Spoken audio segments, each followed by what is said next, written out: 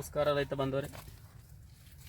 ನಾವೀಗ ಬೆಂಗಳೂರಲ್ಲಿ ಇರ್ತಕ್ಕಂಥ ನಾಗರಾಜ್ ಅಣ್ಣವರ ಪ್ಲಾಟಿಗೆ ಬಂದೀವಿ. ನಾಗರಾಜ್ ಅಣ್ಣವರು ಹೋದ ವರ್ಷ ಯಾವ ಥರ ಇತ್ತು ಅವರಲ್ಲಿ, ಅವ್ರ ಪ್ಲಾಟ್ನಲ್ಲಿ ಏನು ಪ್ರಾಬ್ಲಮ್ ಆಗಿರ್ತಿತ್ತು, ಈಗ ನಾವು ಕನ್ಸಲ್ಟಿಂಗ್ ಮಾಡೋದ್ರಿಂದ ಏನು ವ್ಯತ್ಯಾಸ ಆಗಿದೆ ಅನ್ನೋದನ್ನು ಅವ್ರ ಬಾಯಿಂದ ಕೇಳ್ಕೊಳ್ಳೋಣ. ಸರ್ ನಮಸ್ಕಾರ ರೀ. ನಮಸ್ಕಾರ ಸರ್, ನಿಮಗೆ ಹೋದ ವರ್ಷಕ್ಕೂ ಮತ್ತು ಈ ವರ್ಷಕ್ಕೂ ಪ್ಲಾಂಟ್ ಹೆಂಗಿದೆ, ಏನೇನು ಪ್ರಾಬ್ಲಮ್ ಆಗ್ತಿತ್ತು ಅನ್ನೋದ್ರ ಬಗ್ಗೆ ಸ್ವಲ್ಪ ವಿಶ್ಲೇಷಣೆ ಮಾಡಿ. ಹೋದ ವರ್ಷ ನಮ್ಮದು ಸರಿಯಾಗಿ ಕ್ರಾಪ್ಗಳು ಬರ್ತಾ ಇರೋಲ್ಲ, ನಮ್ಮ ಪ್ರಾಕ್ಟೀಸೇ ಸರಿ ಇರೋಲ್ಲ. ಹಾಂ, ಇವರು ಸಂತೋಷ್ ಸರ್ ಕನ್ಸಲ್ಟೆಂಟು ತೊಗೊಂಡ್ಮೇಲೆ ಲಾಸ್ಟ್ ಇಯರು ಲೋಡ್ ಇತ್ತು, ಆದರೆ ಈ ವರ್ಷ ಬರೋಲ್ಲ ಅಂದ್ಕೊಂಡಿದ್ವಿ. ಇವ್ರ ಕನ್ಸಲ್ಟೆಂಟ್ ಮೇಲೆ ಈ ಸತಿ ಚೆನ್ನಾಗಿ ಬಂದಿದೆ, ಫುಲ್ ಕ್ರಾಪ್ ಬಂದಿದೆ, ಚೆನ್ನಾಗಿದೆ. ಆಮೇಲೆ ಅವ್ರು ಹೇಳಿದ್ದೆಲ್ಲನೂ ಏನೇನು ಬರೆದವರು ಅದೆಲ್ಲನೂ ಪ್ರಾಕ್ಟೀಸ್ ಮಾಡಿದ್ದೀವಿ. ಆಮೇಲೆ ಇವ್ರದ್ದು ಕೆಲವೊಂದು SP ಆಗ್ರೋಟೆಕ್ ಪ್ರಾಡಕ್ಟು ಯೂಸ್ ಮಾಡಿದ್ದೀವಿ. ಅಂದರೆ ಒಂದು ಕಾಳು ಸಹ ಫರ್ಟಿಲೈಸರ್ಸ್ ಕೊಟ್ಟಿಲ್ಲ.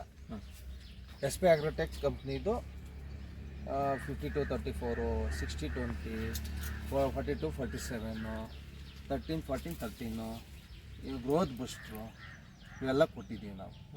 ಅದರಿಂದ ನಮಗೆ ಚೆನ್ನಾಗಿ ಬಂದಿದೆ, ಸ್ಯಾಟಿಸ್ಫ್ಯಾಕ್ಷನ್ ಐತೆ.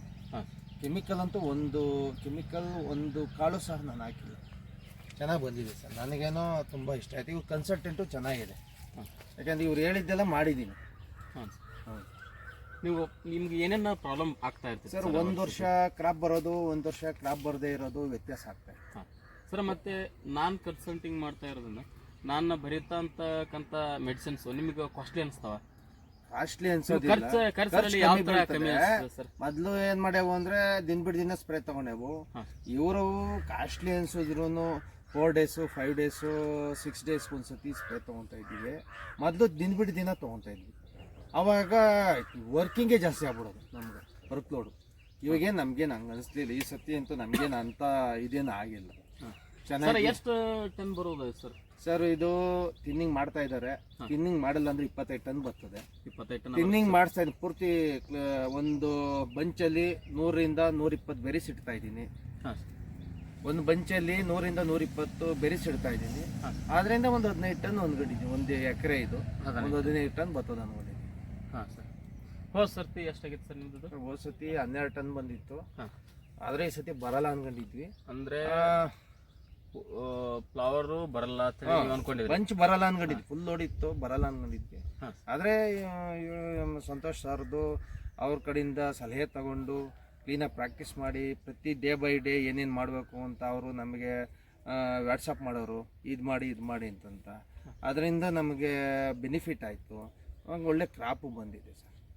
ಎಲ್ಲ ರೈತರಿಗೆ ಏನು ಹೇಳಕ್ಕೆ ಇಷ್ಟಪಡ್ತೀರಾ ಸರ್ ನೀವು, ಈ ಕಡೆ ದಕ್ಷಿಣ ಕರ್ನಾಟಕದ ರೈತರಿಗೆ ಹೇಳೋದೇನಂತಂದರೆ, ನಮ್ಮ ಸಂತೋಷ್ ಸರ್ದು ಸಲಹೆ ತಗೊಳ್ರಿ, ಚೆನ್ನಾಗಿ ಇದು ಮಾಡ್ತಾರೆ. ಆಮೇಲೆ SP ಆಗ್ರೋಟಿಕ್ ಪ್ರಾಡಕ್ಟು ಇದ್ದಾವೆ, ಕಾಯಿ ಸೈಜ್ ಬರೋಕ್ಕೆ ಆಗಲಿ, ಗೊನೆ ಬರೋಕ್ಕೆ ಆಗಲಿ, ಪೊಟ್ಯಾಶ್ ಏರಿಸೋದು, ಶುಗರ್ ಬರ್ಸೋದು ಎಲ್ಲ ಪ್ರಾಡಕ್ಟ್ಗಳು ಇದ್ದಾವೆ SP ಆಗ್ರೋಟಿಕ್ ಕಂಪ್ನಿದು. ಆದ್ದರಿಂದ ಯೂಸ್ ಮಾಡಿ ಅಂತ ಹೇಳ್ತಾ ಇದ್ದೀನಿ. ಆದಷ್ಟು ಆರ್ಗ್ಯಾನಿಕ್ಕೇ ಮಾಡಿರಿ ಅಂತ ಹೇಳ್ತೀನಿ ರೈತರಿಗೆ. ನಮಸ್ಕಾರ.